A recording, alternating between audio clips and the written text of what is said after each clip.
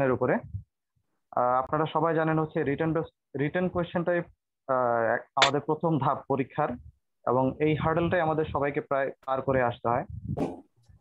তো এই এই সংক্রান্ত আমরা অনেকেই সমস্যায় পড়ি, বিশাল একটা অংশ রিটেনের মধ্যে আটকে যায়। তো যারা এই পরীক্ষাগুলোর সাথে দীর্ঘদিন ধরে জড়িত ছিলেন, যে যে আহ, শিক্ষকরা জড়িত ছিলেন, তারা যখন এসব এইসব নিয়ে কথা বলবেন, আমরা আশা করি সকলেই অবশ্য উপকৃত হব। হাতে আছে আর কয়েকটা দিন আপনাদের পরীক্ষার, ফেলোশিপ পরীক্ষার বাকি। আশা করি আপনারা প্রভূত আহ, এখান থেকে সাহায্য পাবেন। আজকে আমাদের সাথে একজন অত্যন্ত রিনাউন্ড শিক্ষক আছেন মেডিসিনের, প্রফেসর খাজা নাজিমউদ্দিন স্যার। তার দীর্ঘদিন ধরে বিভিন্ন ক্যাটাগরির পরীক্ষার সাথে জড়িত আছেন। স্যারের আলোচনাটা আমরা শুনি, আমরা বেশি ইয়া না করে। স্যার আপনি শুরু করে দিন স্যার, আমি মিউট হলাম। আচ্ছা, আসসালামু আলাইকুম, ওয়েলকাম ইউ অল। আমি K31, তার মানে আমি পাস করছি MBBS 79। আমি সৌদি আরবে 10 বছর চাকরি করতাম। ওই 10 বছর চাকরির সময় FCPS পাস করছি, এটা 92। ফার্স্ট পার্ট যখন পাস করি এটা 84, তখন আমি ঢাকা মেডিকেল কলেজে রেজিস্টার ছিলাম। আমার সময় ফার্স্ট পার্টে পরীক্ষা দিয়ে ভর্তি হইতে হতো, ডেপুটেশনে ক্লাস করতো। আমি তা করি নাই, আমি সরাসরি পরীক্ষা দিছি রেজিস্টার থাকা অবস্থা।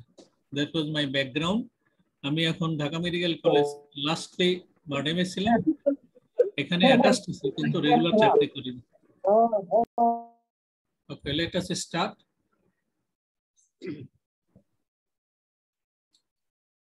তাহলে আমাদের কোশ্চেনের প্যাটার্নটা আমরা জানি, রিটেন কোশ্চেনের প্যাটার্নটা আমরা জানি, এটা সবাই জানি, এটা জানার কথা, জানা উচিত। লং এসে কোশ্চেন, এটা আসলেই লং। এখন এই লংটা কিভাবে লং হতে পারে? আমরা যখন পরীক্ষা দিচ্ছি তখন ছিল right etiology, pathology, clinical feature, treatment, investigation, prognosis, এরকম 25 মার্ক ছিল। মানে দিল খুলে লেখার, মনের মাধুরী দিয়ে মিশানো। এই জিনিসটা এর আগে যখন আমরা এসএসসি পরীক্ষা দিচ্ছি তখন এসে ছিল, এসে আলাদা নামই আলাদা ছিল। এখন এসেটা, যেমন আমার সময়, আমি ম্যাট্রিক পরীক্ষার সময় 3টা টপিকের একটা ছিল ইমান। যখন আমি হেডমাস্টার স্যারকে বললাম স্যার আমি ইমান দিছি, স্যার তো মহা খুশি। কারণ ওই একটাই যে আপনি মনের মাধুরী নিয়ে লিখতে পারেন। তো এই দিন তার নাই এখন। তাহলে কি হলো? মডিফাইড এসে কোশ্চেন হলো। মডিফাইড এসে কোশ্চেন এখন আর নাই, আমাদের দেশে ইউজ করা হয় না, অন্য জায়গায়। নেক্সট থাকলে স্ট্রাকচার্ড এসে question. If E say about structure, মানে খাঁচায় বন্দি করা। আপনি বন্দি হয়ে গেলেন, আপনার লং কোশ্চেনই থাকলেও কিন্তু আপনার লিমিটেশন দিয়ে দেওয়া হবে। Limitation both for the examiner, both for the examinee. কিভাবে হলো সেটা আমরা পরে দেখি। তারপরে হলো শুধু লং কোশ্চেন না, কোশ্চেন আগে ছিল 4টা লং কোশ্চেন 25 মার্ক, তারপরে এখনো আছে এমডিতে 2টা লং কোশ্চেন 2টা শর্ট কোশ্চেন। আর আমাদের FCPS এ কিন্তু ওইটা এখন নেই বলে 1 2 3 4, 1 নাম্বারটা লংই থাকে কিন্তু তার স্ট্রাকচার থাকে। 2 নাম্বারটা মোটামুটি শর্ট, 3 এবং 4 ক্লিনিক্যাল বায়াসড। সেটা হলো একটা শর্ট এসে কোশ্চেন, একটা short answer question. Short answer মানে শর্টের কোনো লিমিট নেই। হোয়াট ইজ ইউর নেম, এর বাইরে তো উত্তর দেওয়া যাবে না। হোয়াট ইজ দ্য ডায়াগনোসিস, এর বাইরে তো উত্তর দেবে, এটা কিন্তু শর্ট অ্যান্সার হয়ে গেল। এর বাইরে এটা ওটা বলাও যাবে না, না জানলে আসবেই না মুখে। সো এই জন্য এই জিনিসটা এইভাবে করা। নেক্সট হলো লং কোশ্চেন। আমরা কি ভাবি? লং কোশ্চেনটা ওপেন কোশ্চেন, মার্কিং আগে ছিল 25, আপনি ইচ্ছা মতো দিতে পারতেন না। 15 বেশি দেওয়া খুব টাফ হতো, 12 13 টাফ। কিন্তু এখন যেহেতু স্ট্রাকচার হয়েছে, মার্কিং এর সুবিধা। স্ট্রাকচার হলে ডিভাইড করে দেওয়া হচ্ছে 10 মার্ক, 8 মার্ক, 7 মার্ক। 10-এর মধ্যে আপনি 10 না দেন, 5 দেবেন না। যদি ভালো পারে 8 দিতে কোনো কঠিন, এক্সামিনের পক্ষে কঠিন। তাতে দেখা গেল 18 17 অনেকেই পেয়ে যায়। সেই জন্য স্ট্রাকচার করে এই লাভটা হয়েছে। আমাদের যারা এক্সামিন, যারা পরীক্ষা নেন, যারা কোশ্চেন করে, যারা মডারেট করে, তাদের জন্য লাভ। লাভ হওয়ারটা পরে আমরা বলি যে এই উত্তরে শুধু আপনি ইচ্ছা মতো লিখতে পারেন না, মার্কিং দেখে আপনি উত্তর লিখবেন। প্লাস আরেকটা জিনিস থাকে, কি পয়েন্ট দেওয়া থাকে, অ্যান্সার কি দেওয়া থাকে। অ্যান্সার কির বাইরে এক্সামিনার যেতে পারে না। সাধারণত অ্যান্সার কি ফলো করে কম, কিন্তু অ্যান্সার কি অবলাইজ করতে হয়। তাতে হয় কি যে মার্কিংটা আপনার জন্য ফেভারেবল হয়। ভালো করলে ভালো, খারাপ করলে কিন্তু আবার উল্টা হয়। এখন আরেকটা জিনিস আছে, এটা কিন্তু সিলেবাস আছে। সিলেবাসটা আমরা অনেকেই মানি না, আমি তো কোনোদিন দেখি নাই সিলেবাস, কিন্তু কোশ্চেন করার সময় সিলেবাস দেখতে হবে। এই হলো একটা সিলেবাস, সিলেবাস দেওয়া আছে। এবং একটা কথা মনে রাখবেন যে 11 আর 10 21টা টপিক দেওয়া আছে, 21টা টপিক থেকেই কোশ্চেন পড়ে, কোনোটাই মিস যায় না, পারতপক্ষে কোনোটা মিস যায় না, আবার ডাবলও হয়। আমার কি বিরাট ব্যাপার। এখন কিভাবে হয়, একটা শর্ট অ্যান্সার কোশ্চেনে 5টা স্টেম থাকে, একটা 5টা ভাগ থাকে, 5 5 25, তাহলে 3 আর 4 হলো 10টা কোশ্চেন, 2 এ 5টা 15টা কোশ্চেন, আর 2টা লং কোশ্চেন, তাহলে 17টা কোশ্চেন। কঠিন না, এইগুলো সবগুলোকে কভার করা কঠিন না। এখন যেটা আমরা বলছিলাম, লং কোশ্চেন আগে ছিল ইটিওলজি, প্যাথোলজি, এইসবগুলো, এখন এইগুলো নাই, এখন সিনারিও বেস বেশি হয়। এখন এই সিনারিওটা আনসিন হতে পারে, এই সিনারিওটা সিন হতে পারে। তাহলে কি, আপনি যদি প্র্যাকটিক্যালি ইনভলভ থাকে রোগীর সাথে, তাহলে আপনার জন্য ইজি, তা না হলে বই পড়ে এটা করা কঠিন। এখানে আমি একটা আনসার, একটা কোশ্চেন আছে, গত রিসেন্টলি কোশ্চেনটা ছিল, A 20 years woman has fever for 3 weeks. She complains of lethargy, weakness, arthralgia. She has a spot over legs and arthralgia. এই কোশ্চেনটা আসলে এই রোগীটা আমার শর্ট কেসের সময় ছিল, আমি যেবার পাস করি সেবার শর্ট কেসে এরকম একটা রোগী ছিল। আমাকে বলা হলো জেনারেল এক্সামিন। প্রথমে আমি এনিমিয়া জন্ডিস যখন হাত নেওয়ার পরে দেখি স্প্লিন্টার হেমোরেজ, তারপরে আমি পা গেছি, পা তুলে দেখি তার স্পট আছে, হেমোরেজিক স্পট। তখন এক্সামিনার ছিল ইসলাম স্যার, আমাকে বললো তুমি এখন কি করবা, what next system you want to examine. আমি তো সরাসরি বললাম যেটা মারমার দেখো।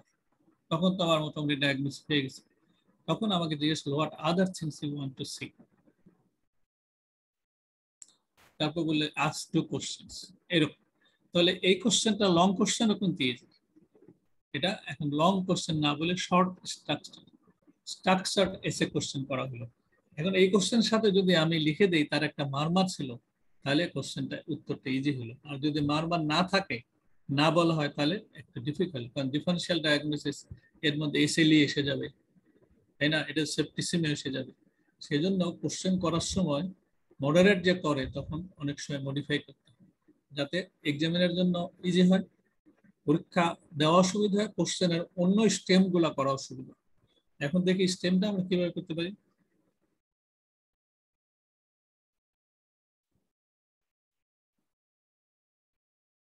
তাহলে একটা প্রথম ওই কোশ্চেনটা, ওই কোশ্চেন থেকে এটা নেওয়া, ওটা নেক্সট কোশ্চেন ছিল how history and clinical feature help you to reach the diagnosis. 25 মার্কে 10 মার্ক এখানে দিল, 25 মার্কের 10 মার্ক। এখন এই কোশ্চেনটা অন্যভাবে করতে পারে, make a check list of information from history and clinical examination that can help you reach the diagnosis. এখন হিস্ট্রিতে একজন ডাক্তার যে এফসিপিএস পরীক্ষা দিবে, সে নিশ্চয়ই চেক লিস্ট বানাতে পারে, চেক লিস্ট বানানোর অভ্যাসটাকে করতে হবে, না করলে হবে। এখন present history, past history, family history, তারপরে হলো গা অন্য হিস্ট্রিগুলো তাকে মনে রাখতে হবে, মনে রেখেই চেক লিস্ট বানাইতে হবে। এখন এই রোগীর যদি রিউমাটিক ফিভারের হিস্ট্রি থাকে, তাহলে তো কোনো দ্বিতীয় কথা নেই, তাই না। এই রোগীর যদি আর্থ্রাইটিস থাকে, অ্যাবর্শনের হিস্ট্রি থাকে, তাহলে তো তার অন্য হচ্ছে, এরকম করতে হবে। আর ক্লিনিক্যাল এক্সামিনেশন যেটা আমরা দেখলাম, ওই রোগীর আসলে রক্স স্পট ছিল, স্প্লিন্টার হেমোরেজ ছিল, ওই রোগীর স্প্লিনোমেগালি ছিল, আর ইনভেস্টিগেশনে তাকে দেখা গেল তার হিমোথিউরিয়া ছিল। তো এগুলো সবই যদি দেওয়া যায়, তাহলে ডায়াগনোসিস এসবি এসে যায়। আর মারমার আছে, এটা আছে, ওটা আছে দিলে। কিন্তু যদি মারমার না থাকে, প্রথমেই 3 বার 10 বার চিনতে হবে এসবি, আর যাই থাক, হিমাচুরিয়া, মাইক্রোস্কোপিক হিমাচুরিয়া এসএলই তো থাকতে পারে, স্প্লিনোমেগালি এসএলই তো থাকতে পারে, আর্থ্রাল যে এসএলই তো থাকতে পারে, স্ক্রিন র্যাশ, ডিফারেন্ট টাইপের স্ক্রিন র্যাশ থাকে। তবে এই লোকের স্ক্রিন র্যাশটা ছিল আসলে হেমোরেজিক স্পট। তাহলে আমরা check list of information from history and clinical এক্সামে, সেটা 10 মার্ক, এটা কিন্তু অ্যাপ্রোপ্রিয়েট। 10 মার্কে যে এফসিপিএস পরীক্ষা দিবে, সে যদি 10 মার্কে 7 না পেতে পারে, 6 পেলে তো পাস, 7 যদি না পেতে পারে তাহলে তার পক্ষে ডিফিকাল্ট। এই ইজি কোশ্চেন, এটা তো কোনো ঝামেলা নাই, এটা জাস্ট একটা নিয়ে আগাইতে হবে। নেক্সট কোশ্চেন হলো how you do investigate the case. এইভাবে হতে পারে তো plan and investigation with justification of selection, অথবা enumerate the list of investigation with justification. এখন এই প্রথম তিনটা কিন্তু একই রকম কোশ্চেন এবং মার্কও কিন্তু 8। তো শুরু করতে হবে ওইভাবেই, রুটিন ইনভেস্টিগেশন, স্পেশাল ইনভেস্টিগেশন, তারপরে ইম্পর্টেন্স কোনটা। কিন্তু সবচেয়ে ইম্পর্টেন্ট হলো যে ট্রান্সথোরাসিক, ট্রান্সইসোফেজিয়াল, ইকোকার্ডিওগ্রাফি, তার চেয়ে ইম্পর্টেন্ট ব্লাড কালচার। যদিও 40% কেসে ব্লাড কালচার পজিটিভ হওয়ার চান্স আছে, বাকিটা নাই, তবুও ব্লাড কালচার যতবার করো, রিপিট করো, যেভাবে করো, ব্লাড কালচার করতে হবে। ব্লাড কালচার ছাড়া এটা হবে না। ইভেন ব্লাড কালচার নেগেটিভও হতে পারে, তাও ডায়াগনোস্টিক ক্লু লাগবে। এখন আমি একটা জিনিস বলি যে আমরা আমরা আমরা আমি তো বার্ডেনে অনেক রোগী এরকম দেখছি যাদের কিছুই পাওয়া যায় না, পাইরেক্স বা অন্যান্য অরিজিন। ট্রান্সথোরাসিক ইকোকার্ডিওগ্রাফি, এক এক ডাক্তার বলছে নাই কিছু, আর এক ডাক্তার বলছে না এখানে ইয়ে আছে, ক্লু আছে, ভেজিটেশন, আবার আর ডাক্তার বলছে না এটা ভেজিটেশন আছে। এখন তাহলে কি করা লাগবে? তখন ট্রান্সথোরাসিক, এই ট্রান্সথোরাসিক কিন্তু যেতেই হবে, নাহলে কিন্তু হবে না। আগে এগুলো ছিল না, আমরা যখন ইন্টারনেট ছিলাম এগুলো যাইতো না, করা যেত না, এক্স রে এটা ওটা দিয়ে হতো, কিন্তু এখন এগুলো সম্ভব। ব্লাড কালচারও একই রকম, সব ল্যাবরেটরি একরকম করে না, সব সব টেকনিশিয়ান না, সব মাইক্রোবায়োলজিস্ট ডেভোটেড না, অনেকেই আছে যারা এটা দেখে না। কিন্তু সেই জন্য নিয়ম হলো কি যে তুমি কি চাচ্ছ বা আমি কি চাচ্ছি সেটা ল্যাবরেটরিকে জানাই দাও, না হলে এইসব ইম্পর্টেন্ট কেসে হয় না। আমার এক রোগী ছিল, বয়স্ক রোগী, তার বয়স হলো 67 ইয়ার্স। 3বার করে ভর্তি হওয়ার পরে চতুর্থবারে he was diagnosed as a case of bacterial endocarditis. তার এওর্টিক স্টেনোসিস ছিল, কিন্তু তার একটা হিস্ট্রি ছিল যে তার প্রস্টেট না, একবার হলো ইউরিনারি রিটেনশন হয়ে তার ক্যাথেটার দেওয়া হয়েছে। তো এই হিস্ট্রিটা মিস করার পরে হি মিসড 3 টাইমস। যখন তার ডায়াগনোস হলো তখন তার অলরেডি হার্টের ভালভ নষ্ট হয়ে গেছে, তাকে সার্জারি করা গেল না, কিন্তু উনি আলটিমেটলি মারা গেলেন। তো এই হলো ইনভেস্টিগেশন এবং জাস্টিফিকেশন বলতে হবে, কিন্তু না বললে হবে না। List first, list the first line investigation, জ্বরের রোগী যা ইনভেস্টিগেশন সেটা দিতে হবে। আর এনার জন্য সেকেন্ড লাইন ইনভেস্টিগেশন হচ্ছে ডায়াগনোসিস, যেটা আমি বললাম, ব্লাড কালচার লাগবে যতবার পারা যায়। তারপরে এখন তো ইকোকার্ডিওগ্রাফি খুব ইম্পর্টেন্ট পাওয়া যায়, ইকোকার্ডিওগ্রাফি ভেজিটেশন কোথায় পাওয়া যায় সেটা জানতে হবে। ওই লিবম্যান-স্যাক এন্ডোকার্ডাইটিস এসএলইরও আলাদা, এটারও আলাদা, সেই জন্য এইভাবে এটা বলতে হবে। এটা না বললে হবে না, ইন্টারপ্রিটেশন করতে হবে এবং ইনভেস্টিগেশন যৌক্তিকতা দেখাতে হবে, ইনভেস্টিগেশন ফাইন্ডিং কি হবে এটা। নেক্সট হলো treatment, write the treatment plan for the most likely diagnosis considering clinical evaluation. এখন একটা জিনিস বলি যে আমরা যারা কোশ্চেন মডারেশন করি তারা কিন্তু ডেভিডসনের বাইরে কম যায়। এই মডারেটরওয়ালারা আবার ডিপেন্ড করে কোশ্চেন সিলেক্টরের উপর, কোশ্চেন যারা করে তাদের সেটের উপর। যারা কোশ্চেন সেট করে তারা কিন্তু ডেভিডসন খুলেই করে প্রথম থেকে শেষ পর্যন্ত। সো যারা উত্তর দিবে তাদের জন্য অ্যাডভাইস হলো ডেভিডসন দেখা। এখনো যদি আমরা সাবেকুয়েট ব্যাকটেরিয়া ইন্ডিকেটর ডেভিডসনের বই বের করি, দেখা যাবে যে ক্রাইটেরিয়া দেওয়া আছে, major minor criteria of diagnosis. So history নেওয়ার সময়, এক্সামিনের সময় ক্রাইটেরিয়া কত মনে রাখতে। ইনভেস্টিগেশন ওইভাবে দেওয়া নাই, কিন্তু ইনভেস্টিগেশন যে লেখা আছে তার মধ্যে এই জিনিসগুলাই আছে। ইনভেস্টিগেশন ট্রিটমেন্টটা এখানে সবচেয়ে ইম্পর্টেন্ট, কারণ এম্পেরিক্যাল ট্রিটমেন্ট বেশি দিতে হয়। এম্পেরিক্যাল ট্রিটমেন্টে প্রথমটা কি দিতে হয় সেটা মনে রাখবে, আমার অর্গানিজমের কথা মনে রেখেই ট্রিটমেন্ট শুরু করতে। স্ট্রেপ্টোকক্কাল ভেরিয়েন্টসে বেশি এটা মনে রাখতে হবে, তারপরে যে এন্টেরোকক্কাস, তারপরে যে স্ট্যাফিলোকক্কাস, এগুলো আনতে হবে। সো তাহলে treatment most likely diagnosis clinical evaluation, যখন এটা আমরা আসবো তখন ক্রাইটেরিয়া দেখে ডায়াগনোসিস সেট করে ইনভেস্টিগেশন ঠিক করে তারপর ট্রিটমেন্ট দিয়ে দেবো। সবকিছু দিলেই হবে না, ইচ্ছা মতো দিলে কিন্তু হবে না। যদি তার বাল্ব রিপ্লেসমেন্ট থাকে তাহলে একরকম চিকিৎসা, যদি তার মানে ইন্টারফারেন্স অন্যভাবে তাহলে একরকম চিকিৎসা, যদি তার জেনিটোরিয়ানি কোনো ইনভলভমেন্ট করার পরে এটা হয়েছে তাহলে আর একরকম চিকিৎসা। এগুলো উল্লেখ করে অ্যান্টিবায়োটিক দিতে হবে। আরেকটা question, a 27 years old woman presented sudden development weakness of the left lower limb. She also had deep vein thrombosis of the left calf 3 years ago. এই রোগীটা আমার রোগী, এখনো আছে। She is still alive. She is working in Abu Dhabi, but she comes year or twice a year to me. How history can help you to reach a diagnosis? এটা আমি আসলে লিখে ফেলছি পুরোটাই, কারণ এটা দেখে মনে হয় যে কিছু নাই, দেখে মনে হয় যে তার ইয়ে হতে পারে, কি বলে যেন ফসফোলিপিড সিনড্রোম হতে পারে, কিন্তু এটা কোশ্চেনটা অনেক অনেক গভীরে যেতে হয়েছে। If there is a history of miscarriage or repeated abortion, the diagnosis of antiphospholipid syndrome is a possibility. কিন্তু যেহেতু multi system disease, autoimmune disease of clot different places, so respiratory distress থাকতে লাং ইনভলভমেন্ট আছে বা অন্য system থেকে CNS involvement আছে, তার GBS হতে পারে। যদি মাল্টি সিস্টেম ইনভলভ থাকে, আর্থ্রাইটিস থাকে, অ্যাভাস্কুলার নেক্রোসিস থাকতে পারে, এগুলা multi system disease of autoimmune of clot in different places. এটা হিস্ট্রিতে নিতে হবে।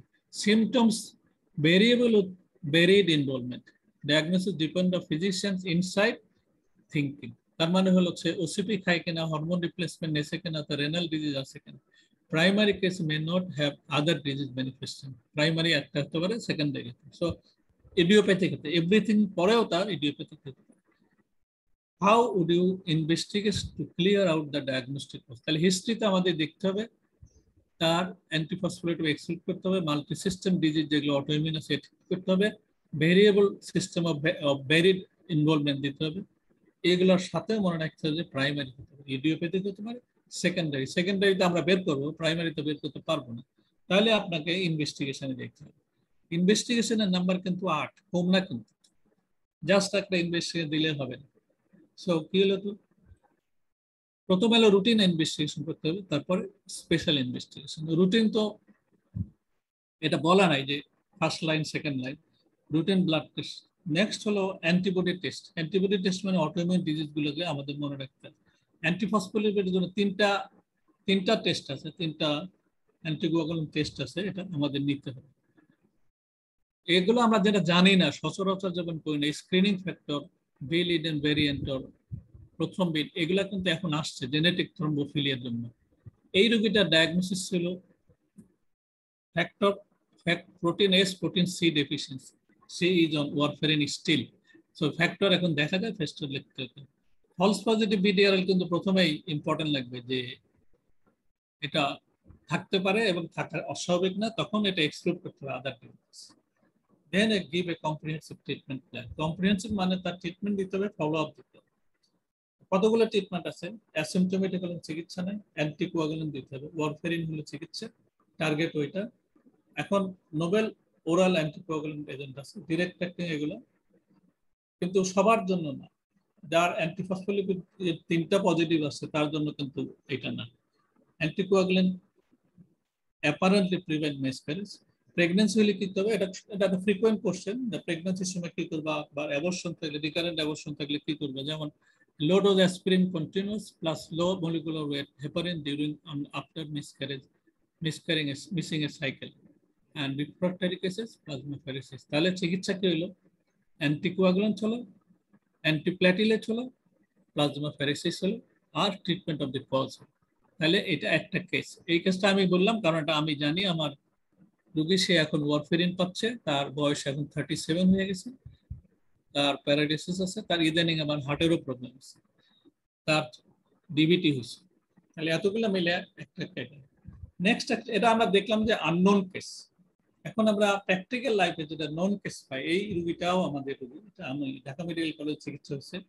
A 48-year-old man was investigated for pyrexia of unknown origin. He was diagnosed as sarcoidosis and prednisolone was started.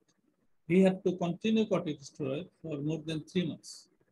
He could not stop the drug. Whenever tried, fever recurred. He had weight gain, weakness of extreme grade, lately could not get up from bed. His euphoria brought to attention by friends. He developed visual disturbance. He had a fall and developed backache. One night he fell from bed and succumbed to death. এখন এটা tragic history. আমরা যারা specialist আছি বাংলাদেশে, তারা মোটামুটি এরকম রোগী সবসময় দেখি, অলওয়েজ দেখি। কিন্তু আমাদের ঢাকা মেডিকেলের সবচেয়ে বেস্ট ডাক্তার তাকে চিকিৎসা করছে, তাদের follow up still he died at the age of productive life 48 years, which is very sad.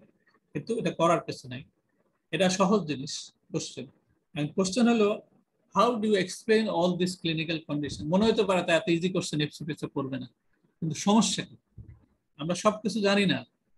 এই যে তার কুশিনগয়েড ফেস আছে, প্রক্সিমাল মাসল উইকনেস আছে, অস্টিওপেনিয়া, অস্টিওপোরোসিস হতে পারে, ফ্র্যাকচার ব্যাক পেনের জন্য, পোলাস ভার্টিব্রা হয়েছে, এই যে তার ইউফোরিয়ার জন্য সাইকোসিস হয়েছে, চোখে দেখে না, তার যদি পস্টেরিয়র সাবক্যাপসুলার ক্যাটারাক্ট আছে, এগুলা কমন ফেনোমেনা, কিন্তু সবগুলো আমরা নাও জানতে পারি।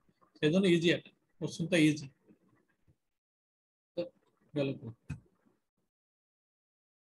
গেল।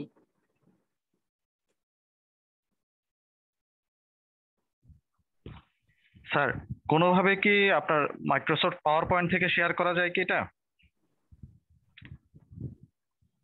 কিভাবে? স্যার, পাওয়ার পয়েন্টটা ওপেন, আপনার তো প্রেজেন্টেশনটা তৈরি আছে সম্ভবত পাওয়ার পয়েন্ট থেকে নাকি? হ্যাঁ, চলো দেখি পাও। জি স্যার, একটু পাওয়ার পয়েন্ট থেকে যদি স্যার একটু আসলে হচ্ছে আপনি মনে মেইল থেকে এটা এটা একটু দিয়েছেন, মেইল থেকে ওপেন করছেন তো স্যার হ্যাঁ, আপনি? স্যার এটা একটু মিনিমাইজ করেন স্যার। স্যার এটা একটু মিনিমাইজ করেন। মেল থেকে ওপেন করছি। আচ্ছা, হ্যাঁ, এটা দাঁড়াও। একটু ডেস্কটপে যেটা আছে আপনার তৈরি এটা মিনিমাইজ করেন স্যার। স্যার এটা ওপেন করেন, হ্যাঁ আপনি যেখানে ক্লিক করছেন ওটা ওপেন করেন। ওপেন, মেলটা আগে রাখা ছিল। হ্যাঁ হ্যাঁ স্যার, এটা একটু ওপেন হোক। আচ্ছা, আমরা যেটা আলাপ করতেছিলাম সেটা যে এই রোগীটা মারা যাওয়ার কথা না। দুটা জিনিস আমার কাছে মনে হচ্ছে, সেটা হলো আমাদের দেশে স্টেরয়েড লো ডোজ পাওয়া যায় না, 2.5 প্রেডনিসোলিন পাওয়া যায়, সিঙ্গাপুরে কিন্তু পাওয়া যায়। আমার এক রোগী আছে, সে 2 বছর ধরে। Sir thank you. এখন স্যার আপনি ওই নিচে একটা শেয়ার ফুল স্ক্রিনে চলে যান স্যার।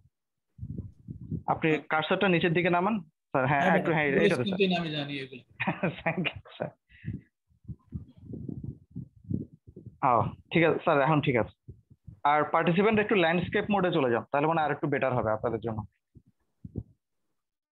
তাহলে এটা আমার আমার কাছে মনে হয়েছে যে এটা, এই লোকটা মারা যাওয়া আমাদের জন্য দুঃখজনক। আমার কাছে দুইটা জিনিস মনে হয়েছে, যে তার ফলো আপে ঠিক নাই, উনি লোকটাও হয়তো কেয়ারফুলি শুনে নেই আমাদের কথা। ট্যাপারিংটা তার ইম্পর্টেন্স। ট্যাপারিং করার জন্য প্রেডনিসোলিন আমার দেশে 2.5 পাওয়া যায় না। আমার এক ভাই আছে, তার ভাস্কুলাইটিস হয়েছে, সে এখন কানাডায় থাকে। সে আজ 2 বছর ধরে প্রেডনিসোলিন অফ করতেছে। সেদিনও আমাকে টেলিফোন করছে, আমার তো জ্বর টর না, আমি কি করি না, তুমি এখন অফ করো না আগে।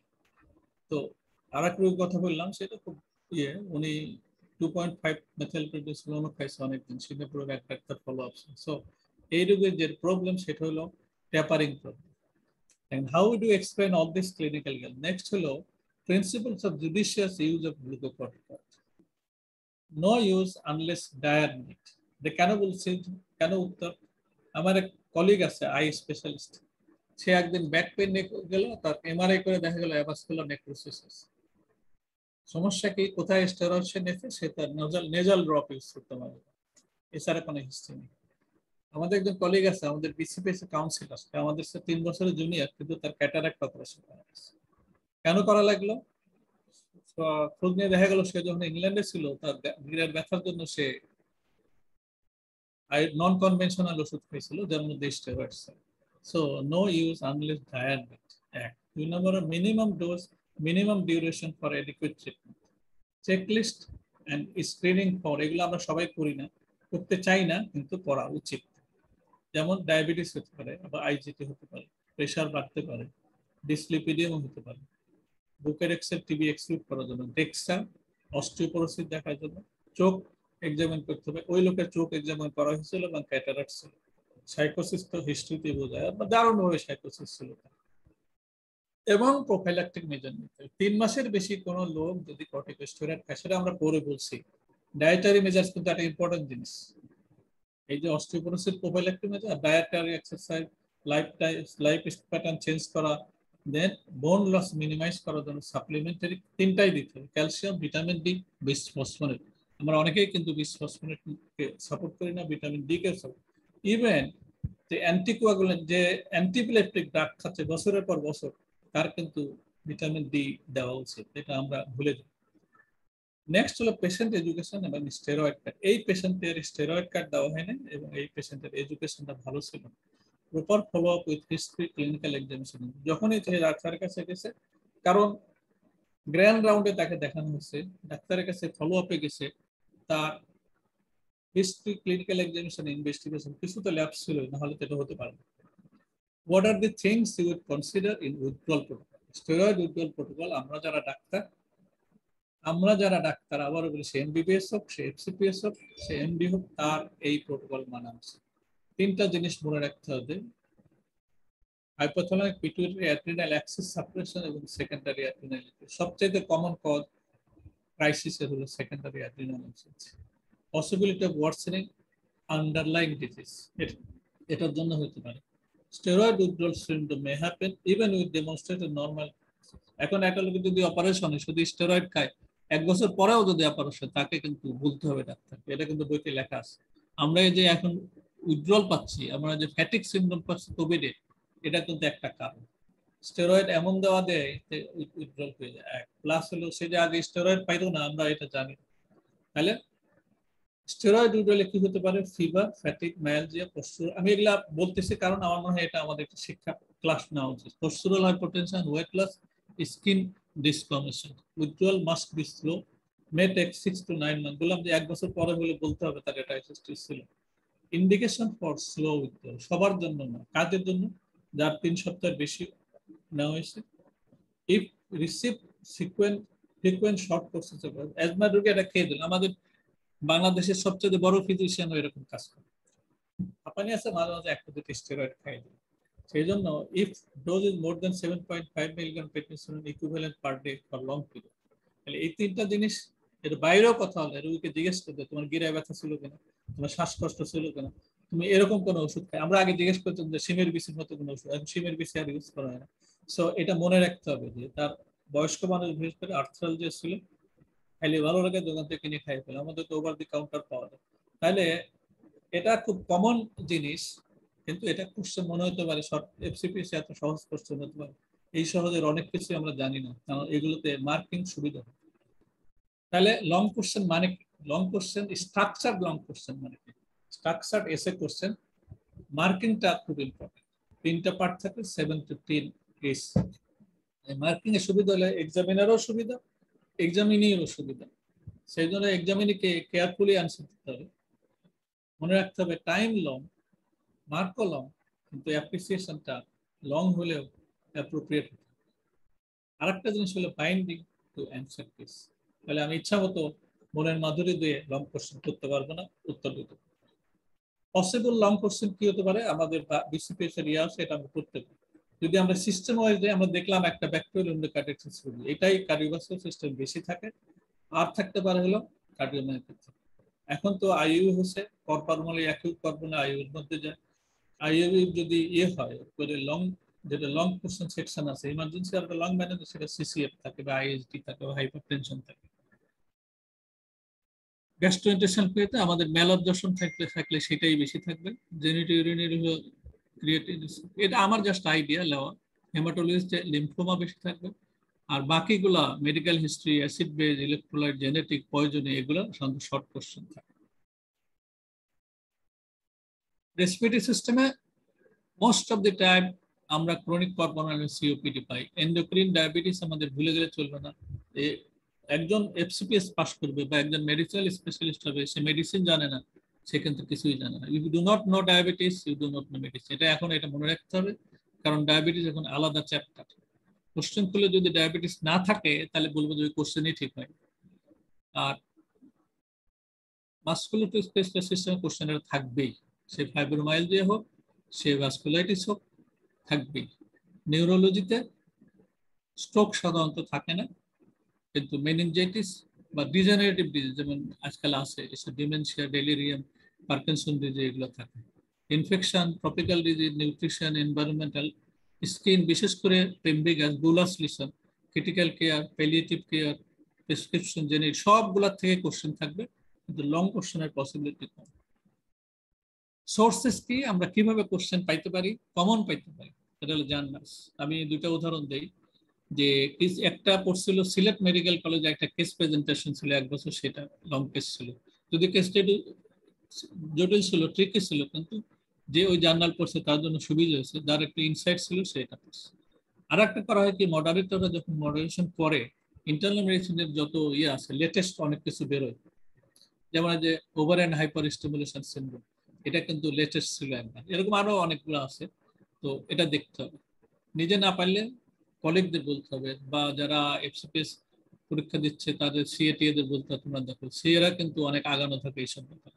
তারপরে গ্রাউন্ড রাউন্ড হয়, তারপরে জার্নাল ক্লাব হয়, এসব জায়গায় কিন্তু এগুলো পাওয়া যায়। এখন ইদানিং তো বাংলাদেশে একটা সুবিধা হচ্ছে, এফসিপিএস এর এফএসসিপি এর মাস্টার ক্লাস হচ্ছে। সেদিন প্যানক্রিয়াটাইটিস হলো, আবার কালকে বোধহয় ব্রঙ্কিয়াল অ্যাজমা হবে। এগুলা কিন্তু কোশ্চেনে এসে যাবে, এটা মনে রাখতে হবে। Same is ground rounds of DMC, বিশেষ করে ঢাকা মেডিকেল কলেজ এবং বিএসএমইউ এটা থাকে। আগে তো বিএসএমইউ ছিল, এখন ডিএমসিটা বেশি থাকে। নেক্সট হলো রিসেন্ট আউটব্রেকস, যেমন এবার এই যে ব্ল্যাক ফাঙ্গাসের একটা ইয়ে আসছে, যেমন ডেঙ্গু। এবং ডেঙ্গু তো আমরা তো সব কোশ্চেন করবেন, আইওই তো পড়বেই ফ্লুইড ম্যানেজমেন্ট, কিন্তু এক্সপ্যান্ডেড ডেঙ্গু সিনড্রোম যেটা প্লাজমা লিকেজ দিয়ে এক্সপ্লেন করা যায় না, অ্যাটিপিক্যাল ডেঙ্গু, সেটা করতে পারে। ঠিক একইভাবে আমরা তো অনেক ফাঙ্গাস দেখছি, কিন্তু ব্ল্যাক ফাঙ্গাস মিউকরমাইকোসিস আগেও জানি, এখন আমি তো নিজে 14-15টা রোগী দেখছি, কিন্তু এটা এত নাম করে নাই, কিন্তু এবার করছে। সো এটা একটা কোশ্চেন আসতে পারে। আরেকটা হতে পারে যে ইনসুলিন এবার, আচ্ছা এটা আমরা পরে দেখি। তাহলে এটা হলো সোর্সেস ট্রিক্স। এবার আসি আমরা শর্ট কোশ্চেন।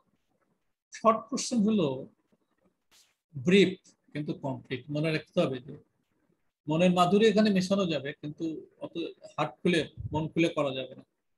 ব্রিফ হতে হবে এবং কমপ্লিট। কত ব্রিফ তার একটা ইয়ে আসে, আমরা কনসাইজ ফোকাসড রেসপন্স হতে হবে। এটা থিওরিটিক্যাল কথা, এটা ফ্যাক্ট দিয়ে হতে পারে, ইন্টারপ্রিটেশন দিয়েও হতে পারে, দুটার কম্বিনেশন হতে পারে। সিনারিও বেসড হতে পারে, নন সিনারিও বেসড। সাধারণত সিনারিও বেসডই এফসিপিএস এ বেশি হয়, নন সিনারিও বেসডটা অন্য সাবজেক্ট অন্য পরীক্ষায় হয়, কিন্তু সিনারিও বেসডটা আস্তে আস্তে বেশি হয়ে যাচ্ছে এফসিপিএস। তা আমি একটা ট্রাই করছি যে ডেফিনেশনটা কিভাবে হতে পারে। 500 ওয়ার্ডস, ডাবল পেজেস, ডাবল স্পেস যদি দেওয়া হয় তা 2 পেজ হতে পারে ম্যাক্সিমাম, ফন্ট সাইজ 12 হলে। 15টা ওয়ার্ডে একটা সেন্টেন্স, 15 ওয়ার্ড সেন্টেন্সে বা 15টা সেন্টেন্স থাকতে পারে, 7 থেকে 10টা ওয়ার্ড একটা সেন্টেন্স। এটা হলো শর্ট কোশ্চেনের ডেফিনিশন, শর্ট অ্যান্সারের ডেফিনিশন। এখন আমার অন্যটা যদি এটা আমার করা ঠিক হয় নাই, তবুও আমি তো যেহেতু মডারেশন সব জায়গায় করছি, আমার কাছে যা মনে হয়েছে সেটা আমি বলবো। এফসিপিএস অল চ্যাপ্টার থাকে, এমডিতেও অল চ্যাপ্টার থাকে। যেহেতু এখানে অনেকেই আছে যারা এমডিও পরীক্ষা দেবে, body more descriptive, stems 3 to 4 সবই হতে পারে, কিন্তু এমডিতে 3টার বেশি স্টেম হয় না। বডি একটা থাকে, লেস ডেসক্রিপটিভ থাকে, সাদা সিঙ্গেল লাইন অথবা ডাবল লাইন থাকে, কিন্তু এফসিপিএস এরটা একটু বেশি থাকে। শর্ট কোশ্চেন দুটা, এখানে দুটা লং কোশ্চেন, দুটা শর্ট কোশ্চেন থাকে। আর এফসিপিএস এর শর্ট কোশ্চেন কোনো বালাই নেই, তবে 2 নম্বর কোশ্চেনটা মোটামুটি ওদের কোশ্চেনের মতোই থাকে, তবুও এখানে স্টেম বডি আলাদা থাকে, সিঙ্গেল স্টেমে শান্ত হয় না, কিন্তু এমডিতে শান্ত সিঙ্গেল স্টেমে থাকে। কিন্তু এফসিপিএস কোশ্চেন করার সময় লিখেই দেওয়া হয় what is this, how are you, এইসবগুলো না লিখতে, কিন্তু ওখানে লেখা থাকে হাউ উইল এক্সপ্লেইন দিস, এটা এমডিতে থাকে। তো ডিফারেন্ট ক্যাটাগরি থাকে, no repetition in same session, সবাই জানে। Can answer 1 and 2 with book reading, আমি বারবার বলতেছি, আমি 1 এবং 2 নম্বর কোশ্চেন বই করে করা যেতে পারে, 3 এবং 4 অসম্ভব, কঠিন, ডিফিকাল্ট। ক্লিনিক্যালি রোগী না দেখলে, রোগীর সংস্পর্শ না আসতে পারাটা কঠিন। Moderator dependent, who depends on সেটার। এখানে মডারেটর তো সিনিয়র লোক থাকে, সিনিয়র মানে কি সবচেয়ে সিনিয়র, সবচেয়ে এক্সপিরিয়েন্স, নাম শুনলে সবাই হ্যাঁ he is the genuine person. Moderator dependent, কিন্তু তারা আবার সেটারের উপর, কোশ্চেন যে সেট করা থাকে ওইটা বের করে তার মধ্যে ইয়ে করতে হয়, বাইরে যেতে পারে, বাইরে যায় একটা স্টেম বা ইয়ে ডিফাইন করার জন্য, থিম ঠিক করার জন্য, বা কোশ্চেন উত্তর প্রমাণের জন্য, বা এই জন্য চেঞ্জ করতে, কিন্তু তাছাড়া তারা করতে পারে না। আর কিন্তু ওখানে যে মডারেট এমডিতে হয় কি, সাধারণত ডিপার্টমেন্টাল যে চেয়ারম্যান থাকে উনি ছাড়া ফাইনালটা হয় না, ওনার মতামত একটা বড় থাকে। এখানে বই পড়লে সব অ্যান্সার দেওয়া যাবে, এমন ভাবে কোশ্চেন করা থাকে, if you read books, if you go through Davidson, you can answer it. কিন্তু এফসিপিএস এর সত্যিকার অর্থ যদি ক্লিনিক্যাল ব্যাস না থাকে, ক্লিনিক্যাল এক্সপিরিয়েন্স না, সিএমইতে না যায়, প্রোগ্রাম না শুনে, তাহলে সবগুলো কোশ্চেনের উত্তর দেওয়া কঠিন। তাহলে আমরা শর্ট কোশ্চেন দেখি। 2 নম্বর কোশ্চেন, সবগুলোরই 5টা কোশ্চেন থাকে, একটা কোশ্চেনে 5 মার্ক হতে পারে, একটা কোশ্চেন ব্রাঞ্চে একটাকে 2 ভাগ করে 5 প্লাস হতে পারে। বডি থাকলো, স্টেম নাই, এরকম একটা কোশ্চেন আমরা বলি। A 66 years professor, non-smoker, came in emergency with respiratory distress at 12 midnight. After nebulization, left but came back at 5 a.m. He feels discomfort while speaking, can lie on back but has to sit after a little while. চেক্সট্রা echocardiogram এপিয়াসনোম এই দুটো জিনিস important. চেক্সট্রা করে দেখছে নাই কিছু, ইকোকার্ডিয়াল bed side তাও কিছু না। তাহলে কি হবে, যদি আমরা কোনো স্টেম না রাখি একটাই বলি name for differential and explore them, এটা যদি কোশ্চেন হয় তাহলে কি কি হতে পারে, কাদের মাথা কি আছে মনে রাখতে হবে, যে এমন যা বলতে হবে যাতে কাজ লাগে। কফ ভ্যারিয়েন্ট অ্যাজমা কেন বলবো আমরা, তার আপার রেসপিরেটরি ডিসকমফোর্ট আছে, প্রিভিয়াস হিস্ট্রি প্রলং কফ আছে কিনা, তাহলে ফেভার করবে। যেহেতু চেস্ট এক্সরে নর্মাল আছে, তাহলে তাকে সাজেশন কি দেওয়া যেতে পারে, ব্রঙ্কো প্রভোকেশন টেস্ট করে দেখা যেতে পারে। নেক্সট হলো ব্রঙ্কিয়াল অ্যাজমা হতে পারে, এরকম থাকে, তার কোনোদিন হয় না, এইবারই প্রথম হয়েছে। পজিটিভ ফ্যামিলি হিস্ট্রি থাকবে, রেসপন্স টু ব্রঙ্কোডাইলেটর সাপোর্ট থাকবে, রিপিটেশন যদি থাকে লাংসের ডিসফেভার তাকে হিস্ট্রি দিতে হয় বা আইজি লেভেল করে দেখা যেতে পারে তার অ্যালার্জি আছে। লেফট ভেন্ট্রিকুলার ফেইলার, বিশেষ করে ডায়াস্টোলিক ডিসঅর্ডার, বিশেষ করে ডায়াবেটিস রোগীর এগুলো খুব ঝামেলা, উইথ নর্মাল ইজেকশন ফ্র্যাকশন, কিন্তু তার হার্ট ফেল উঠতে পারে। দেন হলো ইন্টারস্টিশিয়াল লাং ডিজিজ, ক্রেপিটেশন থাকে, ফাইন ক্রেপিটেশন থাকে, কিন্তু নর্মাল এক্সরে দেখছি আমি ইমার্জেন্সি মনে হয় নেই কিছু আছে, বাদ ইউরিন টেস্ট করলাম, ইসোনিফিল কাউন্ট দেখলাম, ইসোনিফিল কাউন্ট দেখি তখন প্রাইমারি এবং সেকেন্ডারি পর্যায়ে বের করা, পালমোনারি এম্বোলিজম হতে পারে। এই জিনিসটা এখন আমাদের মাথায় বেশি আসছে, আমি নিজে দেখছি ইমার্জেন্সিতে রোগী দেখা হয়েছে 57 ইয়ার্স ওমেন, রাত্রে 11টার সময় ভর্তি করছে, প্রথমে তার নবিলাইজার দিচ্ছে, এটা দিচ্ছে, ওটা ভালো হয়নি, তখন যেহেতু দেখছে কিছুতে ভালো হচ্ছে না, ভর্তি করে দিচ্ছে। ভর্তি করার পরে আমি তার দেখি ইসিজি করে, তার ইসিজিতে তার চেঞ্জ আছে, আরবিবি আছে এবং S1 Q3 T3 আছে, এক্সরে সুন্দর, তার একটু একটু ব্ল্যাক মনে হয় কিন্তু এক্সরে সুন্দর। তাকে ডায়াগনোসিস করছিল ব্রঙ্কিয়াল অ্যাজমা, আমি খুঁজে খুঁজে দেখলাম ব্রঙ্কিয়াল অ্যাজমা, তখন আমি সিএ কার্ডিওলজি সিএ। যাই হোক, দ্যাট ইজ দি থিং, যে মাথার মধ্যে আসে কিনা, মাথার মধ্যে থাকলেই হবে। এএসডি রুগী ব্রঙ্কিয়াল অ্যাজমা বলে 3 বছরের পর বছর চিকিৎসা নিচ্ছে, এরকম আমি পাইছি। যাই হোক, এনার তাহলে এখন পালমোনারি এম্বোলিজম আমরা শিখে ফেলছি, বিশেষ কোভিড এর সময় সিটি পালমোনারি এনজিওগ্রাফিও আমরা শিখে ফেলছি। সো এটা 4টা ডায়াগনোসিস যেভাবেই হোক উত্তরটা এইভাবে দিতে হবে এবং পয়েন্টগুলো দিতে হবে। Mention obligation for physicians to pursue to treat subclinical hypothyroid.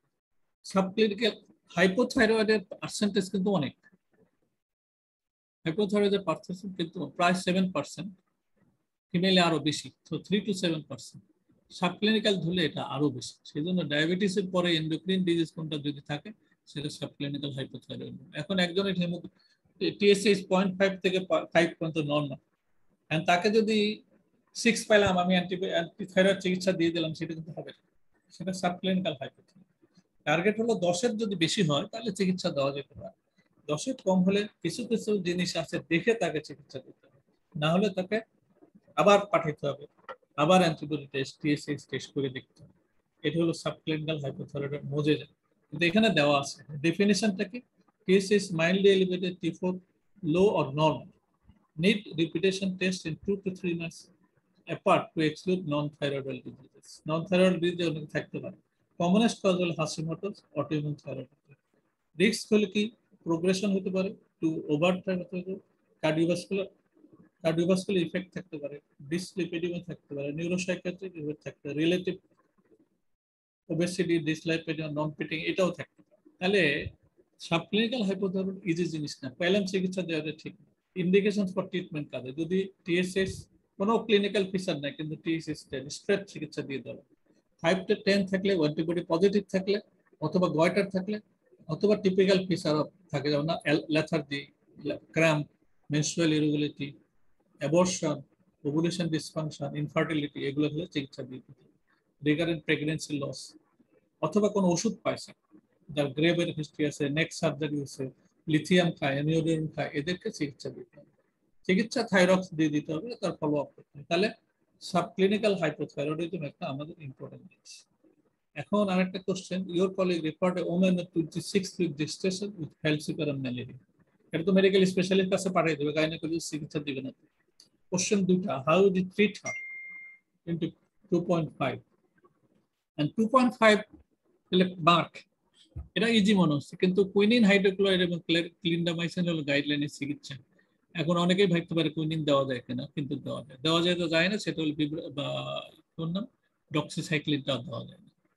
Doxycycline চিকিৎসা এটা দেওয়া যায় না, সো সেই ক্ষেত্রে ক্লিন্ডামাইসিন দিতে হবে। কতদিন দিতে হবে, কত মিলিগ্রাম দিতে হবে, এটা কিন্তু লিখতে হবে। What are the risk to the mother and baby in this case? মাদারে কি হতে পারে, ডিস্টেশনে কি হতে পারে, ফিটাসে কি হতে পারে, ইনফ্যান্সিতে কি হতে পারে, নিউনেট কি হতে পারে। এটা ডেভিডসনে লেখা আছে, ডেভিডসন হলেই হয়ে যাবে। এখন তো আমরা কোভিড এর যুগে আসছি, এটা আমাদের কোশ্চেন এটা পড়বেই, এটা আমরা ধরে নিতে পারি। কি কোশ্চেন করতে পারে, যেমন বলে ড্রাগ ডেভেলপমেন্টের স্টেজ গুলা কি, কোভিড ভ্যাকসিন ডেভেলপমেন্ট স্টেজ আছে, আমরা তো এখন 4-এ আছি, মার্কেটিং হচ্ছে। 4-এও কিন্তু থ্রম্বোএমবোলিজম ধরা পড়ছে, ইনক্যাপাবিলিটি ধরা পড়ছে, জিবিএস ধরা, কোনোটা পড়ছে, অনেক পলিটিক্সও হয়, কিন্তু রিয়েলিটি কিন্তু এটা হয়েছে, যদিও পার্সেন্টেজ খুব কম, কিন্তু এটা হয়েছে, এটা স্টেজ 4 এর মধ্যে আছে। নেক্সট হলো স্টেজ 1 হলো ডাক্তার কাজ করে কেন, স্টেজ হলো গেল তার কমপ্লিকেশন আছে, এখানে এফিকেসি দুটাই আছে। স্টেজ হলো ওয়াইড স্কেল। এখন একটা ভ্যাকসিন বাজারে আনার আগে মোটামুটি 160 জনের উপরে স্টাডি দিয়ে দিতে হয়, রেজাল্ট প্রকাশ করতে, আর 20 থেকে 30,000 ভলান্টিয়ারের উপরে করতে হয়। এখন প্রবলেম হয়েছে ফাইজার, বায়োনটেক, মডার্না এগুলো এটা করছে, এবং এরা পাবলিকেশন পরে করছে, কিন্তু অ্যাস্ট্রাজেনেকা পাবলিকেশনটার সাথে সাথে করছে, জেনসিন পাবলিকেশনের সাথে সাথে করছে। প্রবলেম হলো স্পুটনিক ভি এবং সাইনোফার্ম এরা এই পাবলিকেশনের ধারে ধারে নেই, এবং কিন্তু ওইগুলো তাদের ফলো করতে হয়। এখন স্টাডি, কারণ ভ্যাকসিনের এফিকেসি দেখানোর জন্য করতেই হবে। এখন নেক্সট হলো যে কন্ট্রোভার্সিটা আমরা দৈনিকই দেখতেছি, কেউ বলে ডাক্তার সাহেব কোনটা নিব, মডার্না নিব না ফাইজার নিব। আসলে কোনো ভ্যাকসিনই বাজারে আসে না যদি তার মিনিমাম 50% ইফেক্টিভ না থাকে। ফৌসি আছে না আমেরিকান, ওই লোক বলছে 60% ইফেক্টিভ হলে সে ভাইরাস প্রোটেকশন দেয়। সো সব ভাইরাসই ইফেক্টিভ, কারণ সবাই 60%-এর বেশি ইফেক্টিভ। হ্যাঁ, এখন সিভিয়ার কেস এবং মর্টালিটি নাই, 0 এরা দাবি করে। আমরা প্র্যাকটিক্যালিও দেখতেছি যে সিভিয়ার ইনফেকশন সাধারণত হয় না, কোনোটাতেই হয় না। এখন কোশ্চেন হলো যে সেফটি, প্রেগন্যান্সিতে কোনটা সেফ। এখন যদি আমরা প্র্যাকটিক্যালি হিসাব করি, আগে আমরা বলতাম কি লাইভ অ্যাটেনুয়েটেড ভ্যাকসিন প্রেগন্যান্সিতে দেওয়া যায় না, সিরোসিসে দেওয়া যায় না, কারণ এটা ভাইরাস অ্যাক্টিভিটি। কিন্তু এমআরএনএ ভ্যাকসিন যদি আমরা দেখি, মডার্না এবং ফাইজারে কোনো ভাইরাসের কার্বন নেই, ন্যানো পার্টিকেল ফ্যাট গ্লোবিউল দিয়ে ওরা বানায় দিচ্ছে ক্যারিয়ার। কিন্তু অ্যাস্ট্রাজেনেকা, স্পুটনিক, জেনসিন এরা মডিফাইড বা অ্যাটেনুয়েটেড ভাইরাস ইউজ করে, ওই ভাইরাসের কোনো ক্ষমতা নাই অসুখ বানানো, তবুও প্রেগনেন্সি আলারা ওটা হিসাব করে, বিশেষ করে ওয়েস্টার্ন কান্ট্রিতে ওরা হিসাব করছে। অ্যান্ড সাইনোভ্যাক্স, সাইনোফার্মা, ইন্ডিয়ান কোভ্যাক্সিন, এটা হলো লাইভ অ্যাটেনুয়েটেড ভ্যাকসিন। এটা রিস্ক আছে, ইন্ডিয়ানরা প্রথমে এটা দেয় নাই প্রেগনেন্ট ওমেনদের। আমাদের ওখানকার প্রেগনেন্ট ডাক্তার মারা যাওয়ার পরে দারুণভাবে প্রচার হয়েছে ফেসবুকে।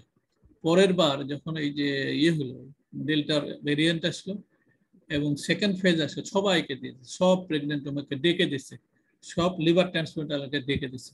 যুক্তি হলো যে এই অসুখ হলে সিভিয়ার হবে না, কিন্তু অসুখ না হলে মারা যাবে, সো এদেরকে দিতে হবে। সো এই জন্য এখন সব ভ্যাকসিন সবার জন্য করছে।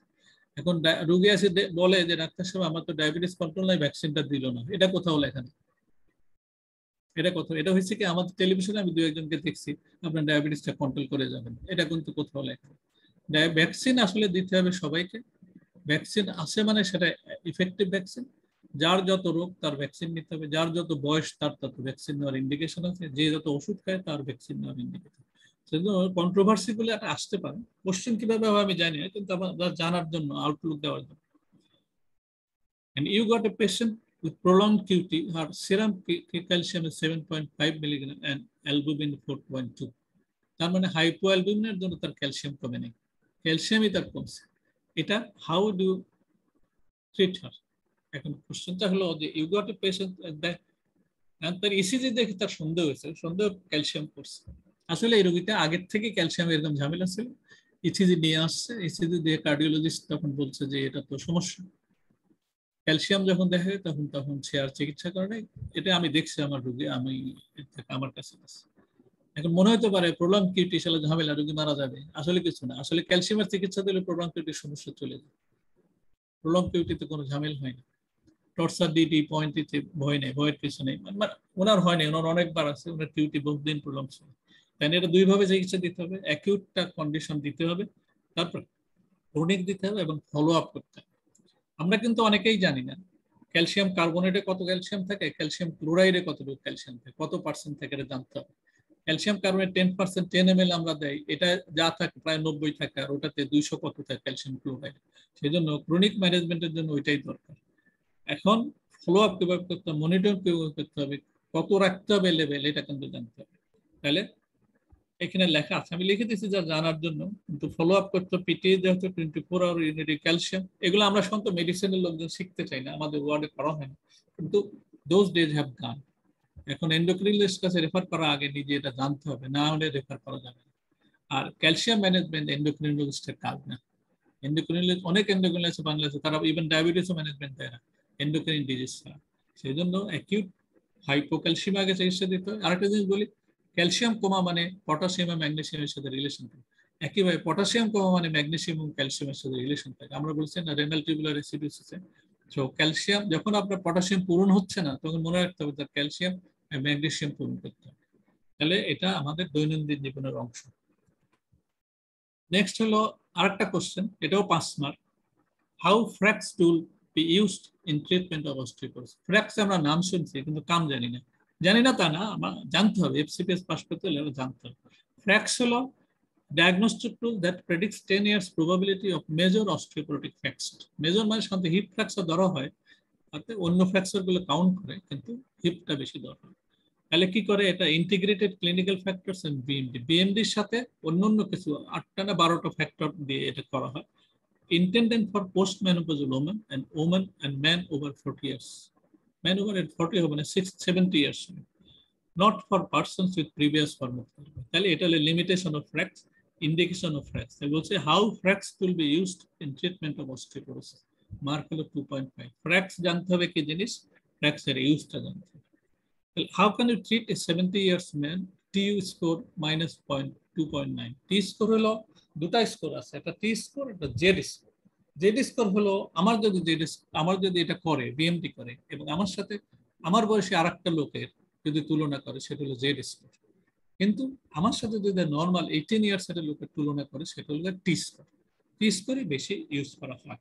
তাহলে how can you treat 70 years woman, T score minus 2.9। নরমালজিক্যাল ট্রিটমেন্ট কিন্তু প্রথমে বলতে হবে, রেগুলার এক্সারসাইজ করতে হবে, হেলদি ডায়েট, ফ্যাট খাবার সবসময়, তাহলে হবে না। ক্যালসিয়াম ভিটামিন ডি রেগুলার থাকতে হবে।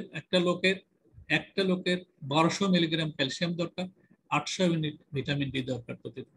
আমাদের দেশে সারা পৃথিবীতে ভিটামিন ডি টেস্ট করলে ডেফিসিয়েন্সি পাওয়া যায় 30-এর কম, অনেক, আমরা তো 12-13 পাই।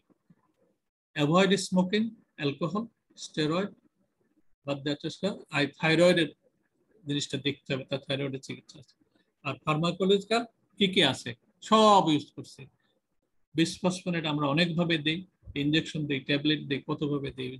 ডেনোসোমাব, এটা মনোক্লোনাল অ্যান্টিবডি পাওয়া যায়, রিলক্সিফেন এটা পাওয়া যায়। ইভেন হরমোন রিপ্লেসমেন্ট থেরাপিও মেনোপজের 10 বছর পর পর্যন্ত দিতে হয়। আর এখন তো ইও পাওয়া যায়, টাইপ সিনথেটিক প্যারাথয়েড হরমোন পাওয়া যায়। এটা পার্থক্য হলো এটা অস্টিওব্লাস্টের অ্যাক্টিভিটি বাড়ায়, অন্যগুলো অস্টিওব্লাস্টের অ্যাক্টিভিটি কমায়। সো ট্রাইপ্যারাডাইট হলো নিউ বোন ডেভেলপমেন্টে হেল্প করে। তাহলে নামগুলো কিন্তু জানতে হবে, কামগুলোও জানতে হবে। এফসিপিএস পাস করবো এটা জানবো না তা কিন্তু হয় না। A patient came with history of seizure. She is edematous, serum bilirubin 152. আমরা কি জানি, যার পানি বেশি বডিতে, আমরা হাইপোনাট্রিমে 3 ভাবে ভাগ করি। একটা হলো ডিপ্লিশনাল, তার হিমো কনসেন্ট্রেশন থাকে, ডিহাইড্রেটেড থাকে। এটা হলো ডাইলিউশনাল, তার এডিমা থাকে না কিন্তু বডিতে পানি বেশি থাকে, সোডিয়াম কম থাকে। এটা হলো হাইপোনাট্রিমিয়া, ইডিমা, সিসিএ, সিএলডি এগুলো থাকে হাইপোনাট্রিমিয়া। কিন্তু এখানে ইডিমাও আছে, হাইপারনাট্রিমিয়াও আছে, একটা পিকুলিয়ার জিনিস। এই লোকটা কেন এটা হতে পারে, তার আগে আমি বলি, আমরা তো ডেঙ্গু চিকিৎসা করি না, ডেঙ্গুতে ফ্লুইড দিই। সেদিন তারেক করাইলো যে ডেঙ্গু প্রথমে ফ্লুইড আপনি বেশি দিলেন, পরে কিন্তু বেশি দিলে খবর আছে। সো ওটা পিরামিডের মতো করতে, প্রথমে দিতে থাকবেন, পর আবার অ্যাডজাস্ট করে কমে আসতে আসতে। আমার মনে আছে আমাদের বার্ডেমে এক পিডিয়াট্রিশিয়ান, ওকে এক বাচ্চাকে 12 লিটার ফ্লুইড দিচ্ছে। আমাকে বলতে, খাজা ভাই আমি তো 12 লিটার পানি দিলাম, তাও দেখি বাচ্চার হিমোটোক্রিট কমে না। এর মধ্যে বাচ্চা কনভালশন শুরু হয়েছে, আসলে তার সেরেব্রাল এডিমা আছে। ওরোডক্সিন দেওয়ার পরে কনভালশন কমলো। So it happen. এটা কিন্তু ডিকে রোগীতেও হয়। যদি আপনি র্যাপিড ফ্লুইড দেন তাহলে কিন্তু এটা হতে পারে, এটা খেয়াল রাখতে হবে। সেই জন্য কেন হয়, হাউ টু এক্সপ্লেন, এটা এক্সপ্লেন করতে হবে সিজারটা কেন। তো ইজি হলো যে যার হিমো কনসেন্ট্রেশন আছে তার বডির হাইপারটোনিক থাকে। আপনি এটা ব্রেনের মধ্যে হাইপারটোনিক থাকে, এক্সট্রাসেলুলার ফ্লুইডে হাইপারটোনিক থাকে। এখন র্যাপিড পানি দেওয়ার ফলে আপনি বডিকে ফুলাই ফেললেন, ওই পানি একইভাবে ব্রেনের ইডিমা, ব্রেনের হিমো কনসেন্ট্রেশন কমাবে না।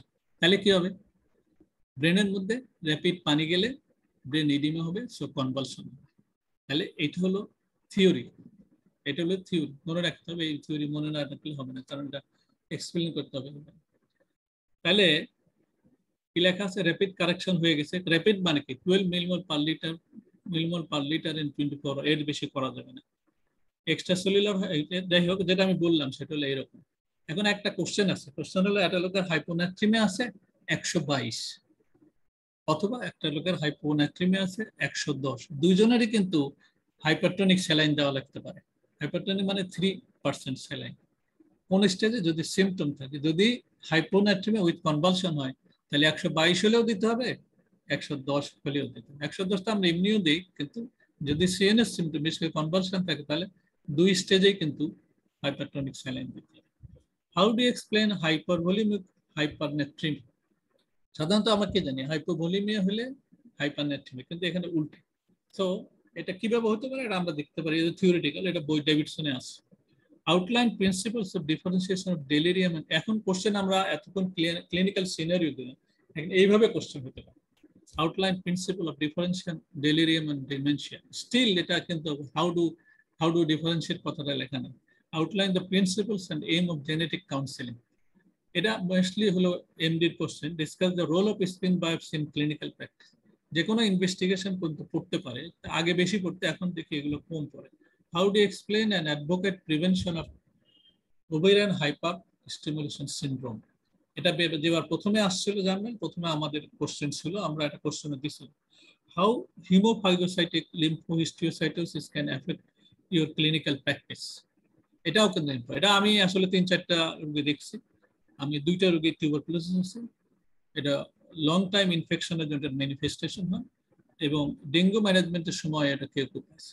যাই হোক, এটাও একটা ইম্পর্টেন্ট জিনিস। এখন এবার কিছু ইম্পর্টেন্ট হতে পারে ব্ল্যাক ফাঙ্গাস, এবার কি ইম্পর্টেন্ট হতে পারে ইনসুলিনের 100 ইয়ার্স। এই দুটারই আমাদের জার্নালের এডিটোরিয়াল দিচ্ছি আমরা এবার। বার্ডেন মেডিকেল জার্নাল ফ্লু দিলে, সার্চ দিলে, গুগল সার্চ অথবা সাফারিতে দিলে এটা এসে যাবে। এডিটোরিয়ালে ব্ল্যাক ফাঙ্গাসও আছে, 100 ইয়ার্স অফ ইনসুলিনও আছে। এই দুটা কিন্তু এবারে হট টপিক হতে পারে। আর কি হতে পারে, ডেঙ্গু। ডেঙ্গু কিন্তু আইওইতে থাকবেই, fluid management. Expanded dengue syndrome আমাদের জানতে হবে। যে সিনড্রোমটা, যদি একটা লোকের ডেঙ্গু হয়, তার যদি র্যাবডোমাইলাইসিস হয় বা অ্যাকিউট রেনাল ফেলিওর নিয়ে আসে, সেটা কিন্তু ডেঙ্গুর ফিচার না, এটা অ্যাটিপিক্যাল ফিচার। সো যখন অ্যাটিপিক্যাল ফিচার, তখন সেটা expanded dengue syndrome. Plasma leakage দিয়ে যেটা এক্সপ্লেন করা যায় না, সেটা কিন্তু এক্সপ্যান্ডেড ডেঙ্গু সিনড্রোম। সো আমরা ভিজিলেন্ট থাকি শর্ট কোশ্চেনের ব্যাপারে। এটাই আমাদের হলো গা কোশ্চেন 2। এবার 3 এবং 4, 3 এবং 4 কিন্তু একদম মাথা ঘামানো কোশ্চেন, কিন্তু উত্তর জানা থাকলে ইজি। একই ব্যাপার, ডেভিডসন পড়তে হবে এবং রোগী দেখতে হবে। রোগী না দেখলে, কিছুক্ষণ আমি আমাদের প্রফেসর রফিকের সাথে আলাপ করছিলাম, how do you judge that this person has enough clinical experience, enough clinical exposure. সত্য কথা বলতে কি, আমাদের দেশে রোগীর কোনো অভাব নেই। যদি একজন সিনসিয়ার হয় তাহলে রোগী পাওয়া কঠিন। আমরা যখন ইন্টার্নে করছি তখন 60-70টা রোগী ভর্তি হতো ঢাকা মেডিকেল কলেজে একটা ইউনিট, কিন্তু এখন নাকি আরো বেশি ভর্তি।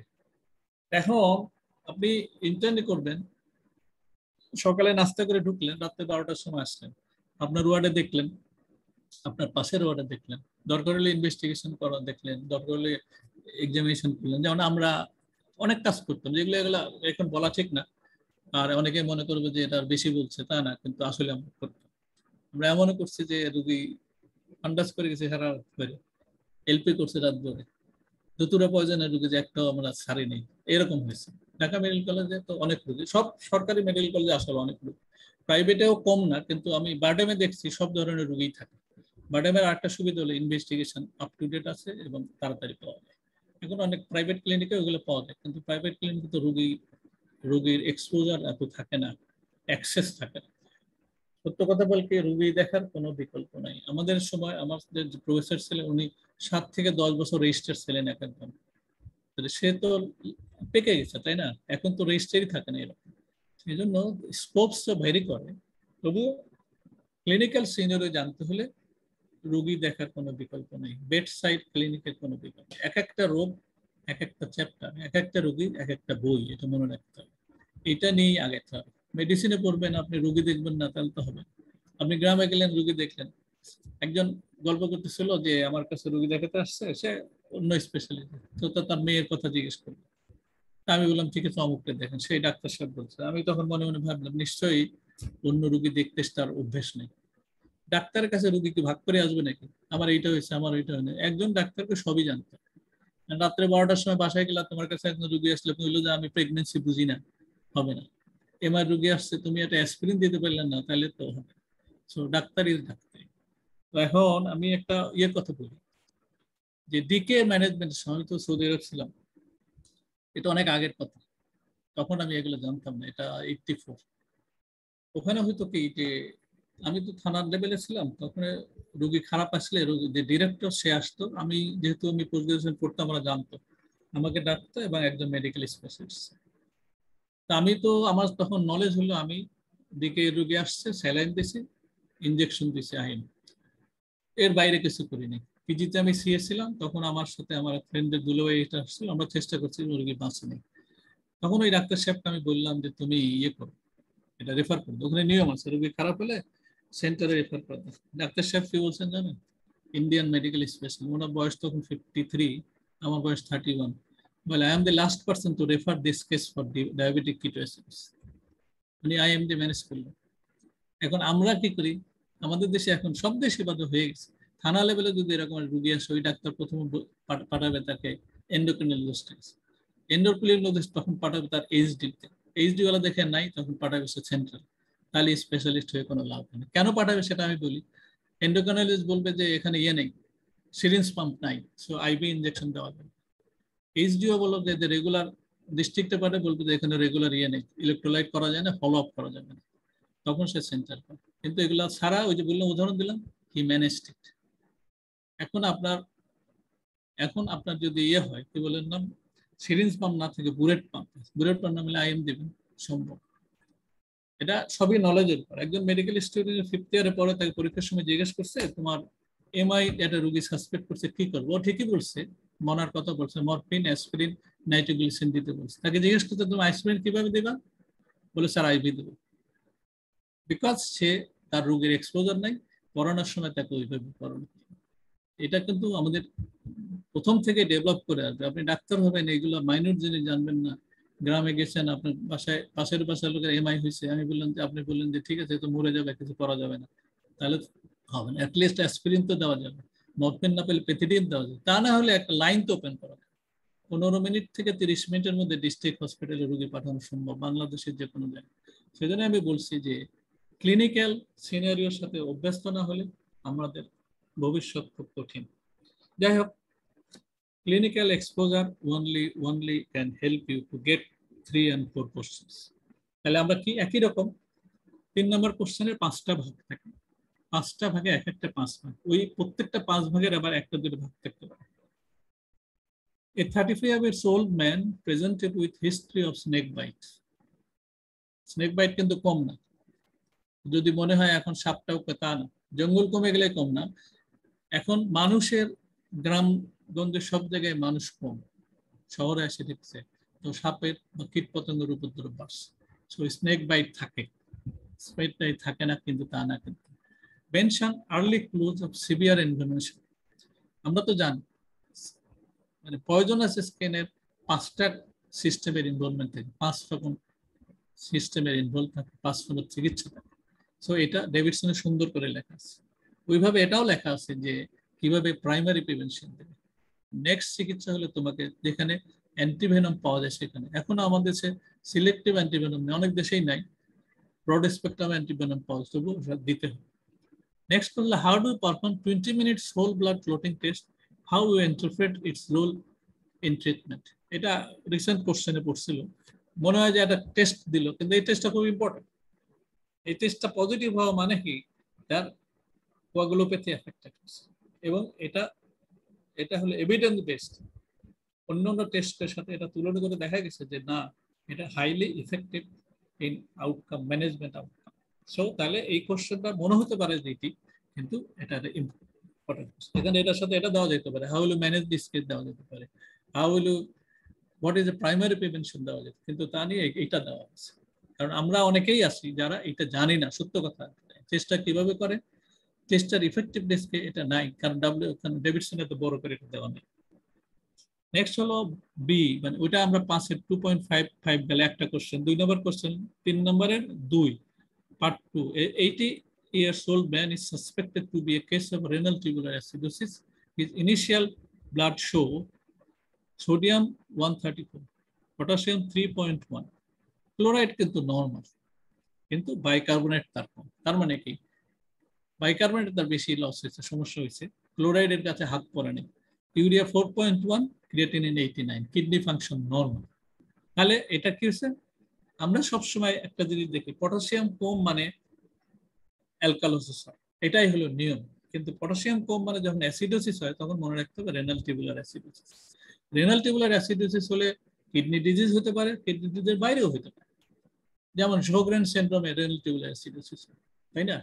তাহলে প্রথম ক্লু হলো হাইপোক্যালিমিয়া হয়েছে, কিন্তু অ্যাসিডোসিস হয়েছে। এর সাথে হাইপোম্যাগনেসিয়াম থাকতে পারে, হাইপোক্যালসিমিয়া থাকতে পারে, যেটা আমরা বললাম। সো তার renal tubular acidosis. And calculate the anion gap. এখানে পটাশিয়াম খুব কম, বলা হয় যে পজিটিভ এবং নেগেটিভ আয়নের যে ডিফারেন্স, সেটা হলো অ্যানায়ন গ্যাপ। বেশি হয় কিছু ডায়াবেটিক কিটোঅ্যাসিডোসিস। কেন হয়? ওই যে কিটো অ্যাসিড গুলো আমরা মাপি না, নন মিজয়েড ক্যাটায়ন, এই জন্য বেশি। তাহলে ক্যালকুলেট দ্য অ্যানায়ন গ্যাপ, খুব ইজি কোশ্চেন এটা।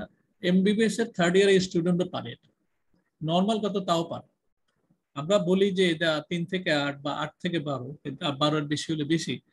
Mention 3 types of renal tubular acid and 1 cause for each type.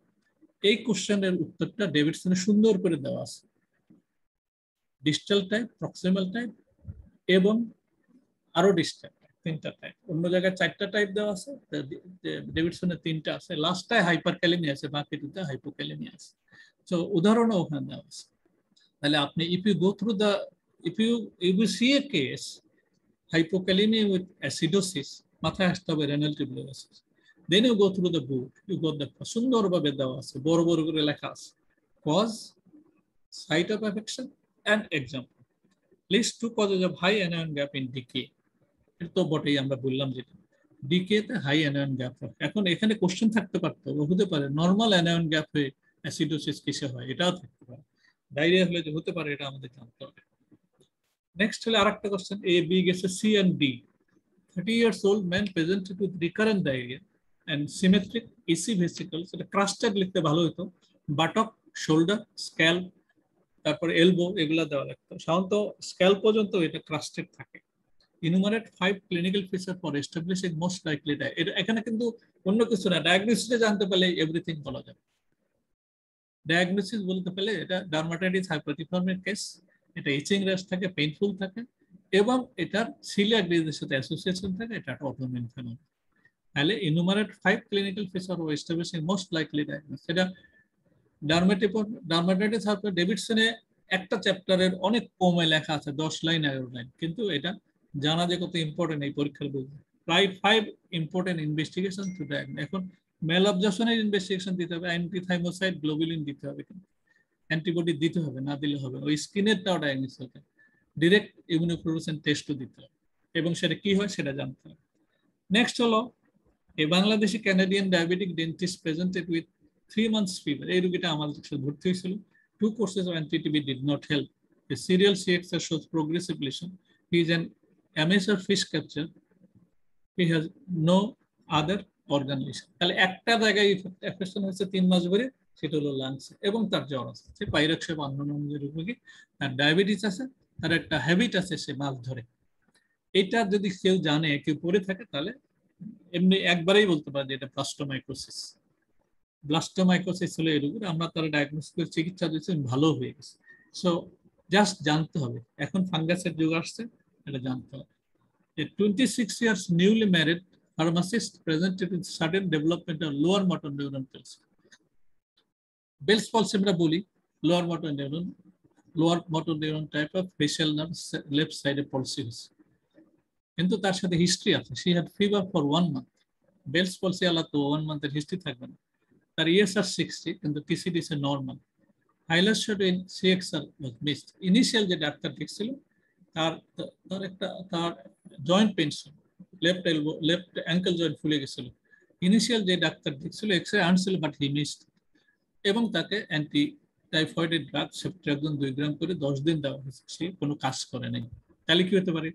তার জ্বর ছিল প্রায় 1 মাসের কাছে, 1 মাসের জ্বর, টাইফয়েড হতে পারে না।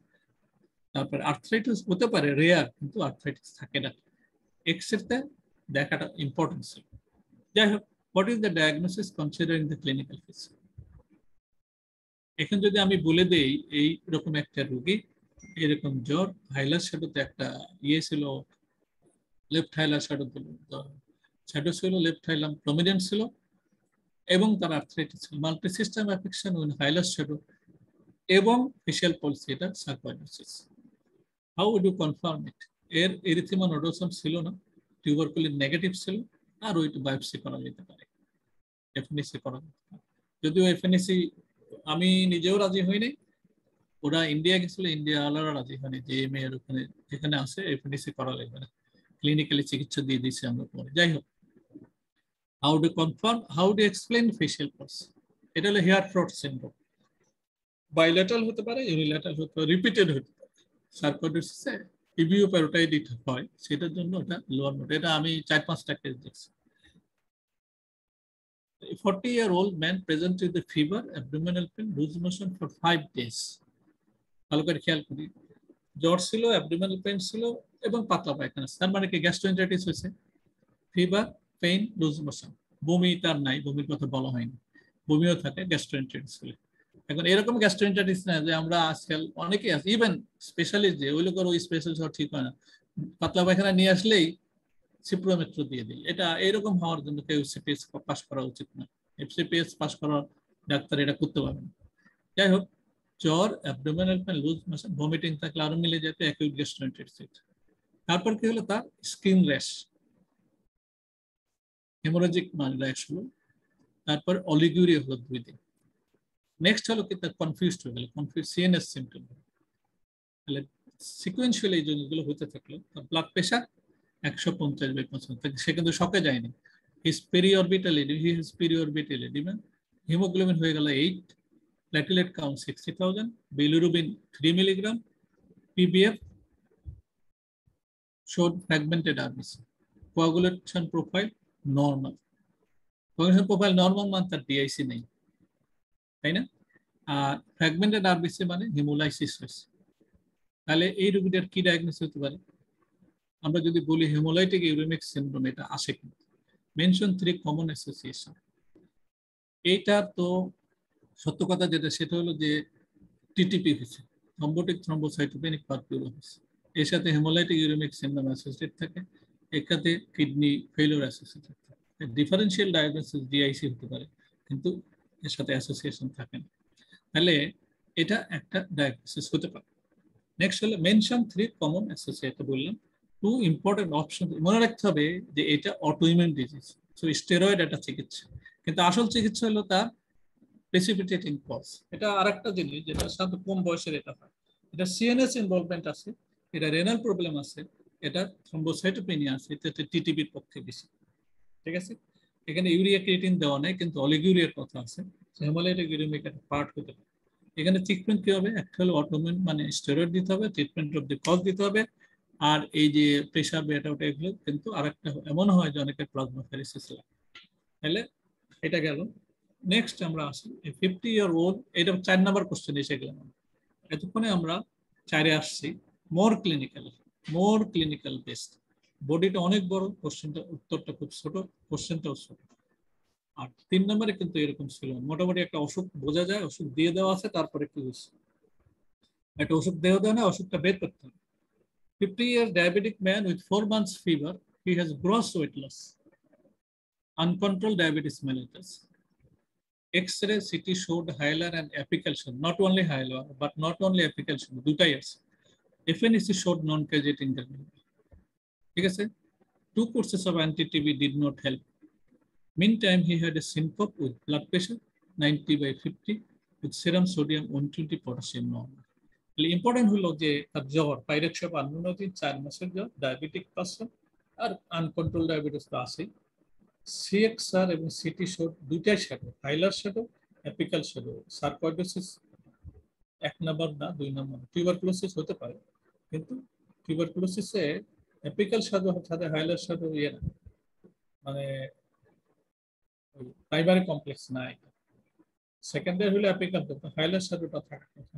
সো এটা অল্টারনেটিভ ভাবতে হবে, সার্কয়েড এবং টিবির অল্টারনেটিভ ভাবতে হবে। যেহেতু 4 মাস হয়েছে, এফএনইসিতে এখন টেস্ট করলো নন কাজেটিং গ্যাস, এটাও টিবির এগেনস্ট হলো, বাট স্টিল আমাদের দেশে এম্পেরিক্যাল চিকিৎসাটাকে দেওয়া হয়েছে 1 বার না 2 বার। একবার দিয়ে তার জন্ডিস হয়েছিল, হেপাটাইটিস হলো বন্ধ করে আবার দেওয়া হয়েছে। যখন তার সিনকোপ হলো, ব্লাড প্রেশার কমে গেল, তখন তার মাথায়, যেহেতু ডায়াবেটিস আমাদের হইতে গেল, তখন মাথায় আমাদের ঢুকলো যে অ্যাড্রিনাল ক্রাইসিস। সোডিয়াম করে দেখালো 120, পটাশিয়াম নর্মাল, সো অ্যাড্রিনাল কাউন্টে আবার, তাহলে এটা মাল্টি সিস্টেম ইনভলভমেন্ট। এটা টিবিও হতে পারে, সার্কয়েড হতে পারে, আর হতে পারে ফাঙ্গাল ইনফেকশন।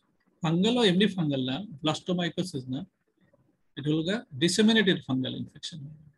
এখন আমরা এটার পিছনে লিখব, how do explain possible diagnosis pyrexia from history. এই কথাটা বললাম, টিবির চিকিৎসা কাজ করে নাই, তারপরে তার মাল্টি সিস্টেম ইনভলভমেন্ট হয়েছে, অ্যাড্রিনাল ক্রাইসিস হয়েছে, তার ডায়াবেটিস আছে, সবগুলো goes in favour of disseminated fungal infection.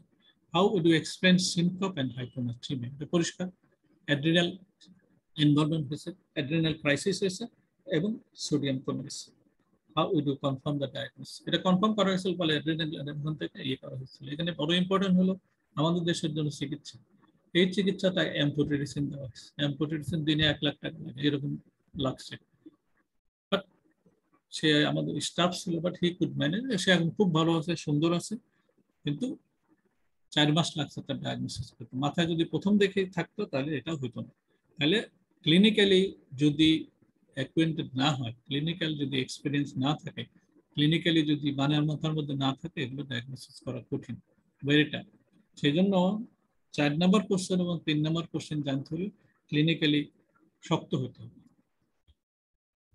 এটাও ভর্তি দেবে। 34 years old woman, a case of SLE on hydroxychloroquine, prednisolone, presented with fever, chest discomfort, and respiratory distress for 2 days.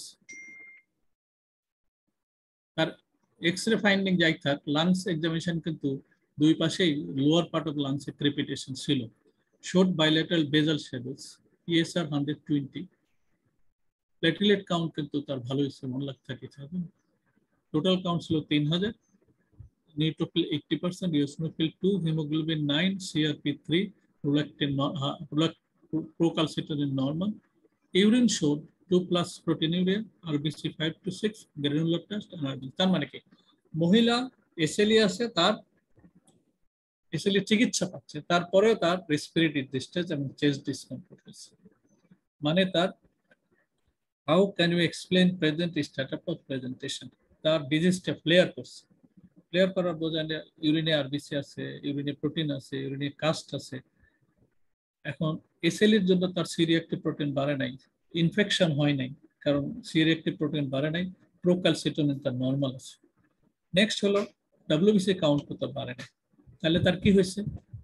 মানে এটা ব্রঙ্কো নিউমোনিয়া হয়নি, তার এম্বোলিজম হয়নি, তাহলে তার কি হয়েছে? তার হয়েছে হলো যে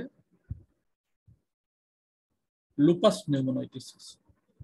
Lupus pneumonitis like an emergency case. She happened to be a sister of a doctor.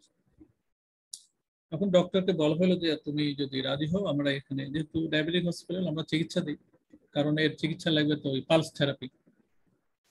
যাক, she delayed for 2 days, that patient died. এখন এই কোশ্চেনটা আসলে আমাদের গত বছর না তার আগের বছর পড়ছিল। নেক্সট কোশ্চেন ছিল, how can you explain present status of presentation?